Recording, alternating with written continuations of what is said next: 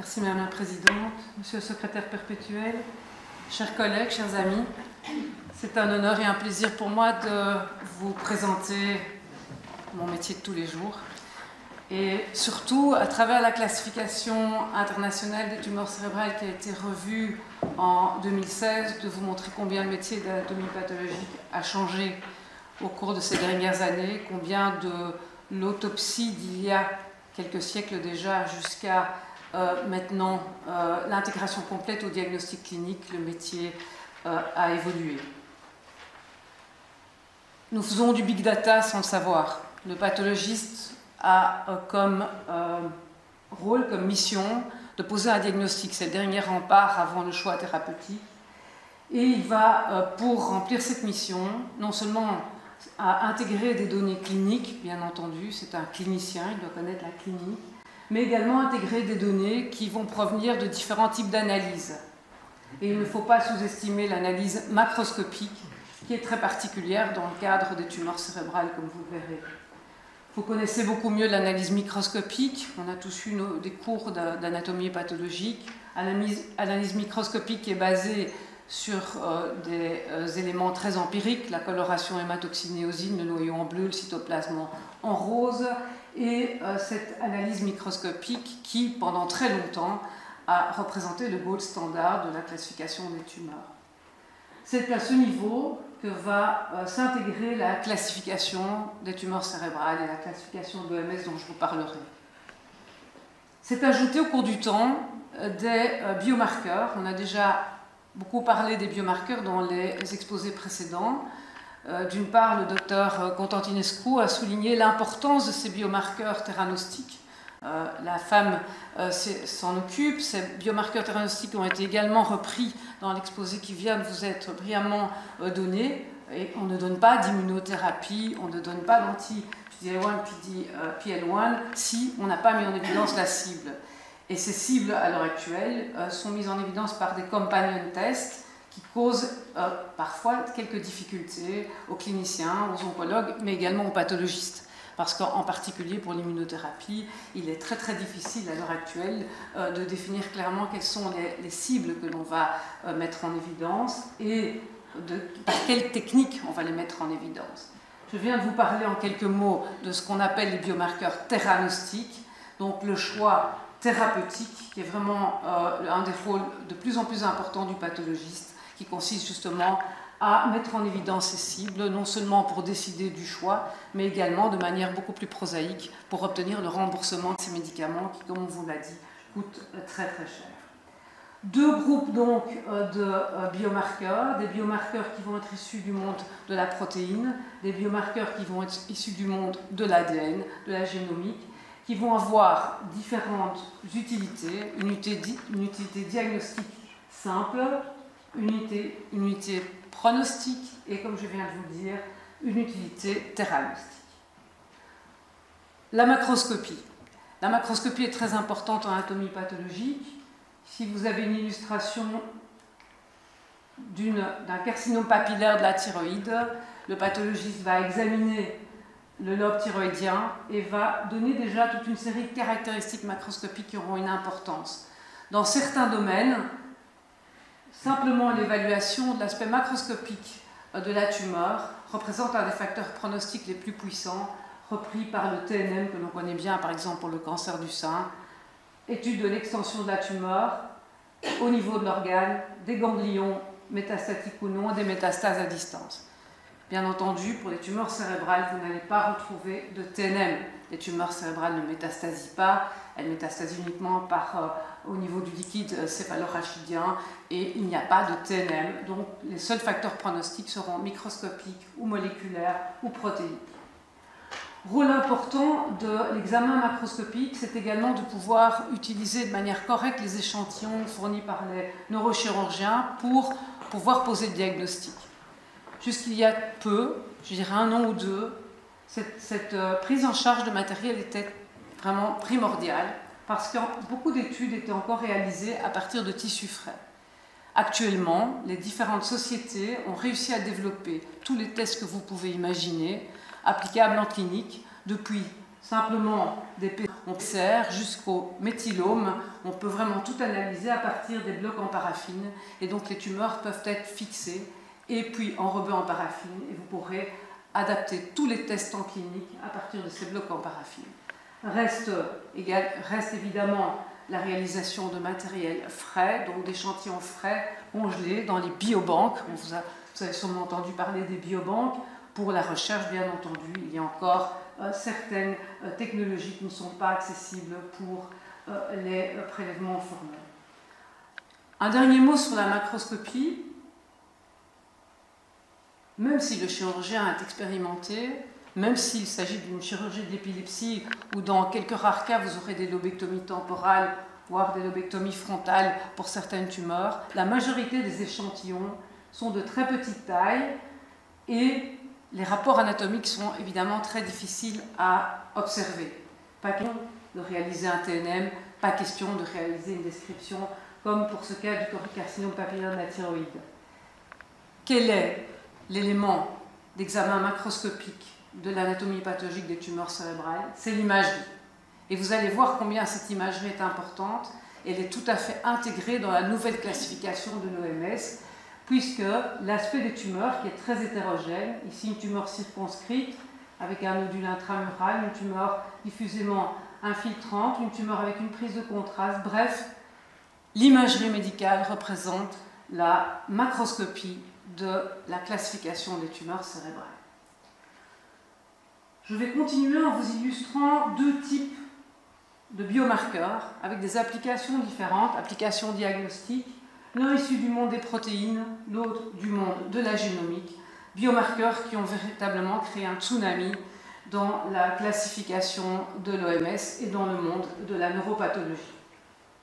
S'il est évident que les voies de signalisation des cancers en général et des glioblastomes en particulier et des gliomes de manière générale également sont de mieux en mieux connus, que les acteurs se multiplient en recherche fondamentale, énormément d'acteurs potentiels sont proposés pour une application clinique à visée diagnostique. Il faut pas mal de temps entre le moment où la protéine, où le gène, la mutation est découverte au niveau fondamental et le moment où on va l'appliquer en clinique. Ici, je vous illustre un de ces biomarqueurs qui a réellement modifié la prise en charge des patients porteurs de glioblastome.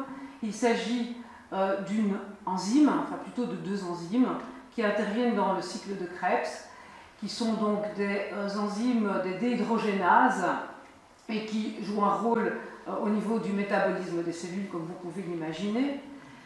On s'est rendu compte, et vous verrez comment, parce que c'est très intéressant de voir la méthodologie, le passage de la recherche fondamentale à l'application clinique, on s'est rendu compte que des mutations ponctuelles, et ça nous intéresse beaucoup que ces mutations soient ponctuelles, c'est plus facile à mettre en évidence en clinique avec des méthodes simples, des mutations ponctuelles du gène codant pour ces deux enzymes existaient dans certaines tumeurs. Et en particulier, vous verrez comment on a pu découvrir que c'était essentiellement dans les glioblastomes qu'on pouvait les reconnaître, essentiellement dans les glioblastomes qu'elles avaient une valeur clinique. On peut les retrouver à des fréquences variables dans d'autres tumeurs. Et donc ces mutations ponctuelles de ces deux gènes peuvent être mises en évidence par différentes techniques. Elles peuvent être mises en évidence par des techniques immunohistochimiques, c'est-à-dire des anticorps qui vont être dirigés contre la protéine mutée. Et ces techniques peuvent être utilisées directement sur du matériel en paraffine, mais également par PCR classique, ou plus récemment, avec, vous voyez, un recouvrement des mutations, parce que les deux enzymes doivent être testées, l'anticorps n'étant disponible que contre une des enzymes mutées, avec un recouvrement de 100% donc de la présence de mutations, avec les nouveaux systèmes de séquençage qu'on appelle NGS, donc New Genome Sequencing, qui ont modifié profondément notre vision de la classification des tumeurs et leur application. Ces mutations, IDH1, IDH2, mises en évidence donc par immunohistochimie au niveau des protéines, se sont apparues être présentes dans quasi la majorité de certains glioblastomes. Les cliniciens Les pathologistes savent depuis très longtemps que les glioblastomes sont un groupe très hétérogène. Les glioblastomes sont les tumeurs les plus agressives du système nerveux central. On a pensé très longtemps que ces tumeurs étaient des tumeurs qui étaient des fins d'évolution de tumeurs de bas grade, de tumeurs moins agressives. Je reviendrai après sur cette terminologie. Et puis, on a tous eu dans nos patients, quelques patients qui avaient bénéficié d'un CT scan à l'époque ou d'une résonance magnétique après un accident de voiture avec un encéphale tout à fait normal et qui, 3 mois après, venaient à la consultation avec un glioblastome qui déjà était une tumeur assez volumineuse, comme vous le voyez ici. Donc on avait bien conscience du fait que certains glioblastomes pouvaient apparaître de nouveau. De nombreux chercheurs se sont penchés sur les voies de signalisation qui permettaient le développement de ce type de tumeur et on s'est bien rendu compte qu'il y avait 2 grands types de glioblastomes avec des voies de signalisation différentes. C'était de la recherche, je ne vais pas rentrer dans ces détails, aucune application clinique possible. Ces tumeurs, qu'elles soient développées à partir de tumeurs de bas grade ou apparaissant de nouveau, avaient exactement le même aspect morphologique, macroscopique ou microscopique, pas moyen de les différencier. Pourtant, on était bien conscient que certains glioblastomes, c'est des tumeurs très agressives, qu'elles soient des nouveaux ou secondaires, mais les glioblastomes secondaires touchaient des patients plus jeunes avec une survie nettement meilleure. Eh bien, IDH1 est en fait, c'est avéré, un marqueur de diagnostic différentiel entre ces 2 grands groupes, étant un marqueur spécifique des glioblastomes secondaires, donc de meilleurs pronostics. Jusque-là, on peut considérer qu'IDH1 est donc un biomarqueur d'aide au diagnostic ou un biomarqueur pronostic si vous le voulez. Vous allez voir que dans la nouvelle classification, il devient un élément à part entière du diagnostic anatomopathologique. L'autre exemple que je voulais vous montrer est un exemple qui se rapporte donc au monde de la génomique et qui, lui, est un exemple de délétion chromosomique qui va nous permettre de diagnostiquer un sous-groupe de gliomes, que sont les oligodendrogliomes, et qui jusqu'à présent était uniquement diagnostiqué sur base de l'aspect morphologique. Donc la marque de fabrique de l'oligodendrogliome, tumeur donc issue, dont on a pensé très longtemps qu'elles étaient issues des oligodendrocytes, mais on se rend bien compte à l'heure actuelle que ce n'est pas le cas, que c'est plutôt une différenciation plutôt qu'une filiation phylogénétique. Le oligodendrogliome a toujours été diagnostiqué sur base de son aspect morphologique. L'aspect morphologique étant une tumeur amorphe avec une vascularisation très particulière. Je ne vais pas rentrer dans les détails de pathologie, c'est peut-être pas utile, mais aussi avec une absence d'expression de glial fibrillary acide protéine qui est typique de l'astrocytome. Bref, un diagnostic qui était fait uniquement par opposition à la différenciation astrocytaire. En 2006, l'équipe de Jenkins et Kunz ont découvert qu'en fait ces oligodendrogliomes présentaient très souvent une codélétion du chromosome 1 au niveau donc, du bras court, accompagnée d'une codélétion du bras long du chromosome 19 avec réarrangement, et ont proposé que ce réarrangement soit le marqueur de l'oligodendrogliome. Il a fallu, depuis 2006 jusqu'à 2016, la nouvelle classification, 10 ans, pour que tous les scientifiques et cliniciens s'accordent pour dire qu'effectivement, cette codélétion AP19Q, que l'on peut mettre en évidence par des techniques d'hybridation in situ, et plus récemment, grâce à la technologie du NGS qui peut être introduite dans un mapping complet des anomalies génétiques des tumeurs. Donc, il a fallu 10 ans pour que l'application clinique de cette modification chromosomique soit intégrée dans la classification. La classification de l'OMS est une classification internationale, comme son nom l'indique. L'objectif de cette classification, c'est d'uniformiser le diagnostic des anatomopathologistes pour les tumeurs.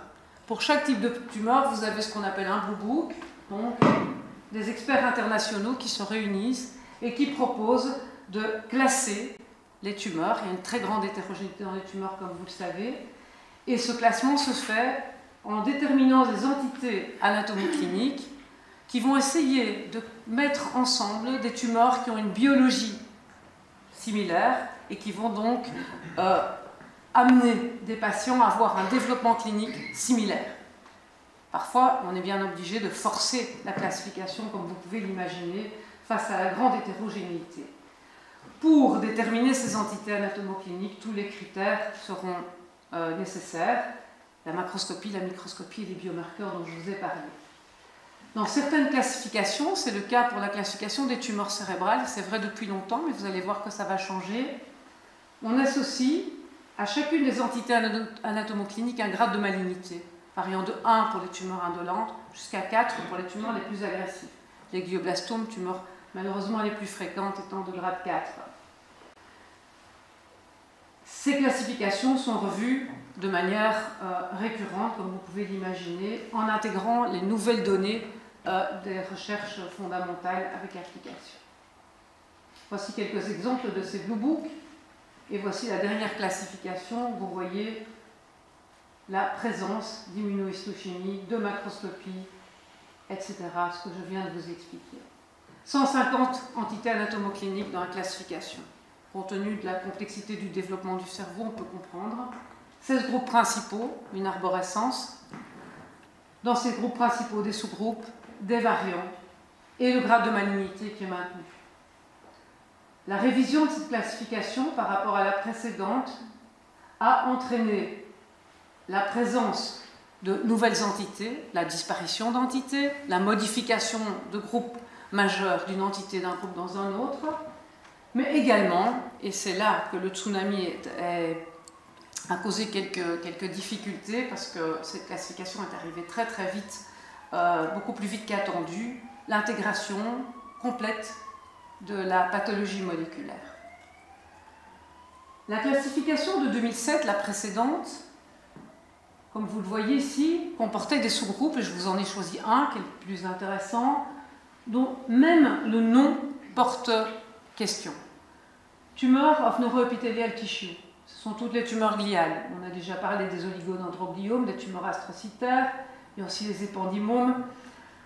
Tumeur neuroépithéliale, la terminologie suppose que le pathologiste connaît la cellule qui a initié la tumeur.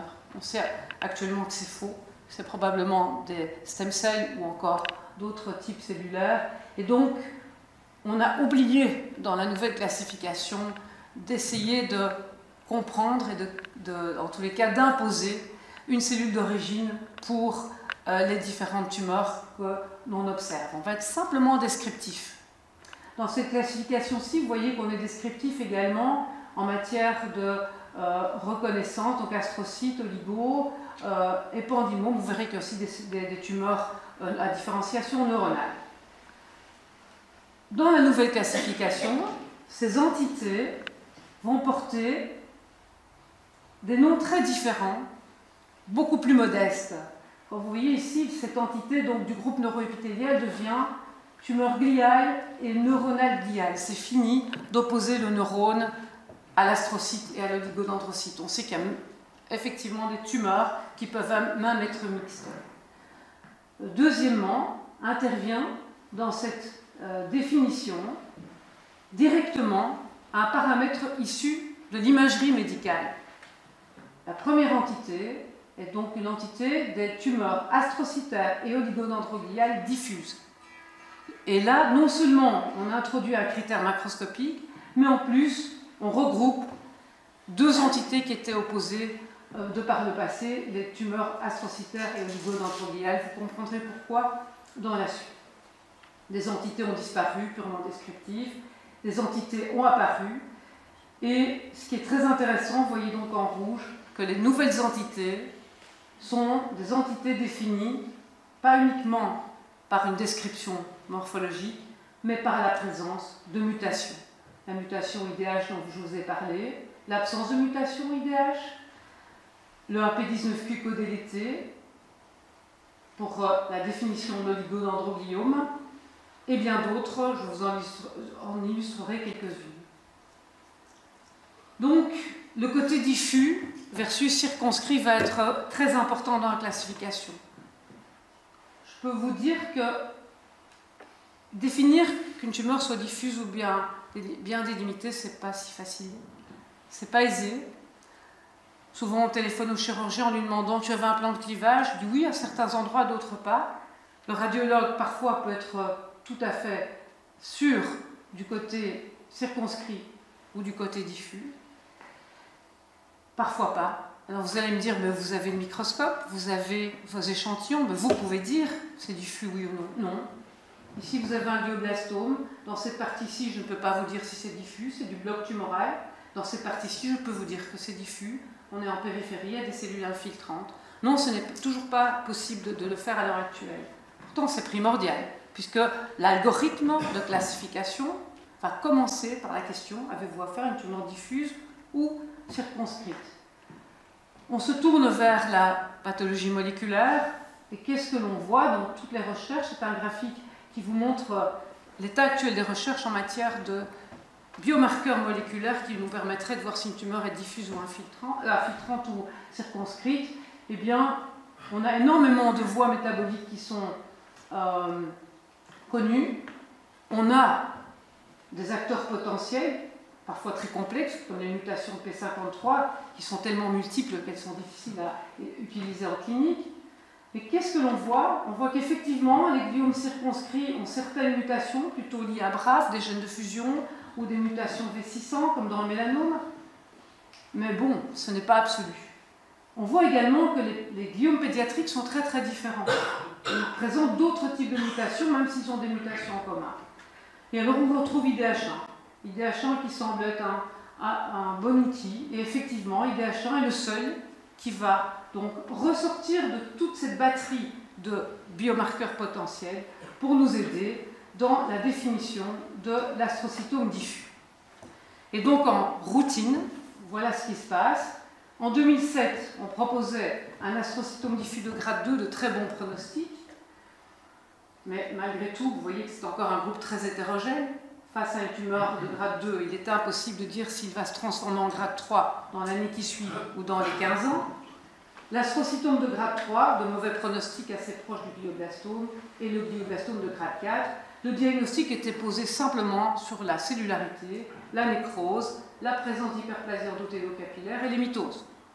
Actuellement, la nouvelle classification propose de poser un diagnostic d'astrocytome diffus de grade 2 sur base morphologique, mais de mettre en évidence la mutation IDH, la même chose pour le grade 3, et dissocie au stade final le glioblastome qui n'est pas muté et qui est wild type et le glioblastome secondaire. Mais que faire en routine? C'est ce qui nous arrive maintenant. Lorsque vous êtes face à un astrocytome diffus qui est wild type, qui n'a pas cette mutation, est-ce une réalité? Est-ce un voisinage de glioblastome? Nous ne savons pas comment utiliser cette classification et classer les patients. Pour l'oligodendrogliome, il n'y a pas de grade 1, il n'y a pas de grade 4, ou plutôt les glioblastomes de grade 4 sont parfois des oligodendrogliomes qui ont évolué. Et bien là, vous êtes obligé, et là c'est très clair, la classification est vraiment crystal clear, vous devez avoir une codélétion AP19Q pour pouvoir poser le diagnostic d'oligodendrogliome. Et donc, mais que faire de nouveau face à ces techniques AP19Q lorsque vous n'avez pas assez d'échantillons de matériel pour pouvoir faire l'analyse, ou que pour une raison XY, vous ne pouvez pas avoir un résultat concluant. Alors une nouvelle entité est apparue dans la classification, grade 2 NOS, grade 3 NOS, qui veut dire que non-odor specified, vous ne pouvez pas spécifier si vous avez la mutation, oui ou non. Les pathologistes sont assez parfois excités avec ce genre d'application. Et c'est clair qu'il y a encore énormément de précision à donner à ce type de diagnostic. Néanmoins, 2006, maintenant, vous avez les courbes de survie des tumeurs, des patients porteurs de tumeurs oligodendrogliales ou astrocytaires, de grade 2 et 3 pour les tumeurs, les oligodendrogliomes, 2, 3 et 4, ici vous avez les glioblastomes, pour les tumeurs astrocytaires. Vous voyez que cet outil est très peu utile pour les cliniciens, il y a trop de recouvrement. Ce pavé dans la mare représente simplement l'application de la nouvelle classification, en omettant la différenciation oligodendrogliale, en omettant les grades. Quel que soit le grade, 2, 3 ou 4, quelle que soit la différenciation astrocytaire ou oligodendrogliale, si vous placez les tumeurs avec la présence de mutations IDH ou la présence de codélétion AP19Q, vous avez un groupe tumoral de très bon pronostic. Si vous n'avez pas la codélétion AP19Q, mais vous avez cette mutation, vous avez un pronostic intermédiaire. Si vous n'avez rien du tout, vous avez un très mauvais pronostic. Je pense, moi, personnellement, que le grade de malignité, tel qu'on l'a connu, est amené à disparaître et que ce type de classification, qui doit encore être amélioré, bien évidemment, avec d'autres biomarqueurs, est le futur de notre métier.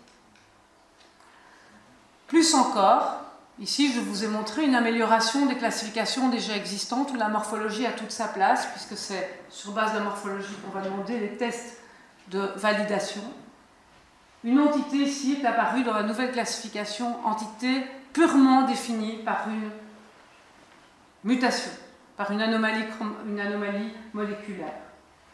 Ces gliomes, étiquetés avant gliomes de grade 2, 3 ou 4, parce qu'ils présentaient des critères d'agressivité variable, ces gliomes sont tous localisés au niveau de la ligne médiane et tous présentent une mutation ponctuelle d'un sous-type, d'une sous-unité de l'histone 3. Peu importe le marqueur.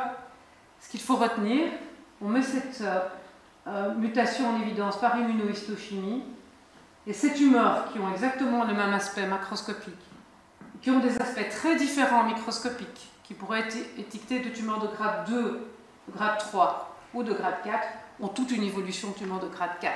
Sont toutes de très mauvais pronostics. Et là, l'aspect morphologique, le seul aspect morphologique qu'on va retenir, c'est la localisation au niveau de la ligne médiane. Un dernier mot d'anatomie pathologique et quelques illustrations pour les astrocytomes circonscrits. Astrocytome pilocytique de grade 1, enfin une bonne nouvelle pour les tumeurs cérébrales, tumeur indolente, qui, lorsqu'elle est opérée, en général, est une tumeur qui ne récidive pas, quelques rares cas, et le pronostic est évidemment très très bon. Vous voyez le taux de survie de 95% en 5 ans. Qu'en est-il de ces tumeurs circonscrites? Comme je vous l'ai déjà brièvement dit, elles vont entreprendre des voies métaboliques différentes, essentiellement des voies qui mettent en jeu le gène qui code pour BRAF, mais de nouveau, les choses sont beaucoup plus compliquées. Si le gène que l'on rencontre le plus fréquemment est un gène de fusion de BRAF et de KIA, eh bien cela va dépendre de la localisation où va se trouver votre tumeur. Et on voit de nouveau que ce processus de localisation associé à une anomalie génétique est très important. Et on voit que BRAF-KIA, qui est donc le plus fréquent, celui qu'on observe le plus fréquent, vous voyez en bleu ici, ou BRAF V600, une mutation que vous voyez ici en vert, va dépendre très fortement de la localisation. Je pense qu'on a encore beaucoup de choses à découvrir sur la moléculaire et son application clinique. Les différentes altérations moléculaires qui sont reprises donc, dans la nouvelle classification, avec un impact clinique très important, qu'il soit diagnostique ou pronostic. En matière theranostique, malheureusement, pour le glioblastome, on n'a pas encore trouvé grand-chose, et même l'immunothérapie qui semblait avoir soulevé beaucoup d'espoir avec la vaccination, avec IDEO et avec d'autres PD-L1 aussi, s'est avérée peu efficace. La question de la pratique quotidienne de ce type de classification, elle est essentiellement technologique. Donc on sait très très bien que les tests, c'est good, cheap, fast, vous en choisissez 2, jamais les 3 en même temps, c'est pas possible. Et donc tout ça doit être adapté à la pratique quotidienne et au patient qui attend de savoir s'il va avoir sa chimiothérapie et sa radiothérapie. Donc un challenge, un vrai challenge. Et je terminerai en vous parlant de ce Genome Cancer Atlas qui est une initiative très intéressante du MD Anderson et qui a permis l'analyse de 500 glioblastomes pour anticiper la question de la signature moléculaire des tumeurs cérébrales. Pourquoi, quand on voit l'importance de la moléculaire, pourquoi ne pas simplement faire des signatures moléculaires de ces tumeurs? Bien, dans ce travail, qui était remarquable, remarquable aussi par la philosophie, la méthodologie, mettre les raw data de 500 glioblastomes caractérisés par toutes les techniques de l'époque à disposition des chercheurs, je trouvais que c'était quelque chose d'exceptionnel. Et donc cette signature génomique a mis en évidence différents types de glioblastomes, dont les proneuraux qui sont les moins agressifs, on va dire. Bien, si vous regardez donc, dans ce clustering, parce que vous voyez que dans les proneuraux, il y a IDH1. Et c'est grâce à cette étude qu'on s'est rendu compte que dans les différents groupes de glioblastomes, ceux qui avaient le meilleur pronostic exprimaient IDH1. Et qu'on s'est rendu compte que probablement, ça devait être des glioblastomes secondaires. Nous nous sommes également engouffrés dans cette possibilité d'avoir 500 glioblastomes mappés au niveau moléculaire. On s'est dit, ben, nous, on va essayer de proposer une classification sur base de l'immuno. Et on a pu effectivement trouver des résultats, mais on n'a jamais pu les appliquer. Pourquoi? Je vais aller très vite parce que je viens d'avoir un rappel à l'ordre. Et donc, pourquoi on n'a pas pu les appliquer? Parce qu'on n'avait pas de technologie qui permettait de l'appliquer en routine. Et donc, il fallait un transfert technologique. Le transfert technologique, c'est ce monsieur qui a permis de l'offrir, avec des systèmes de séquençage très facilement applicables en clinique, parce que les quantités d'ADN sont très petites et c'est des outils très faciles à utiliser. Vous voyez ici l'utilisation de ces outils en routine. Et je terminerai par deux choses. D'une part, par cette phrase de David Lewis, qui est donc l'éditeur en chef de cette révision de la classification.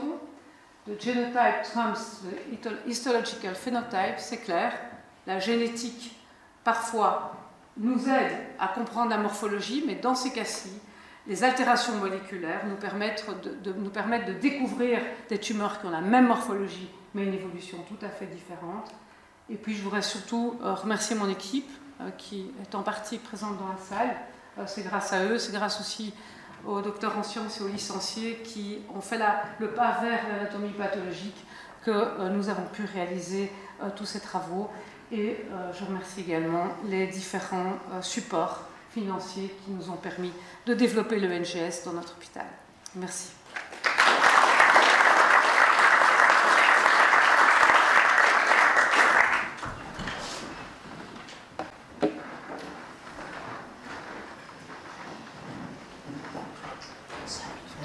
Merci beaucoup, Isabelle. Grâce à vous, on a, je crois, mieux compris la complexité énorme l'anatomie pathologique, surtout appliquée au biome. C'est répondu. Y a-t-il peut-être une question plus l'heure? Oui. Merci beaucoup pour l'exposé. Nos neurochirurgiens demandent encore régulièrement des examens par tomographie à émission de positons. Et le professeur Philippe Lambin, il y a déjà plusieurs semaines, nous avait parlé de la radiomique avec la FMRI. Donc, quelle est la place de la neuroimagerie moléculaire dans ces nouvelles classifications? Je pense que son futur est magnifique. Parce qu'il y a deux choses qui vont changer, je prends la prise en charge, c'est lorsqu'on aura développé les biopsies liquides dans le liquide céphalorachidien et qu'on ne devra même plus, pour certaines tumeurs, opérer certaines tumeurs qui sont diffusément infiltrantes et qu'on aura la thérapie ciblée qui le permettra. Je pense que la biopsie liquide va être un très grand outil puisqu'on pourra voir ces anomalies génomiques directement au niveau de prélèvement de LCR, bien entendu lorsqu'on aura des pics et des mises en place de dispositions qui permettront d'éviter les engagements cérébraux, parce que je vois déjà un neurochirurgien qui isole le ECR, attention. Et l'autre partie sera évidemment d'avoir des marqueurs in vivo qui nous permettront de localiser ces anomalies. Ça arrivera, je pense. Il y a tout un grand pan de développement de ces deux approches diagnostiques qui remplaceront, à mon avis, à plus ou moins long terme, le diagnostic. Avant ça, on aura les algorithmes et le deep learning et les ordinateurs qui passeront par là. Je pense que c'est effectivement le futur.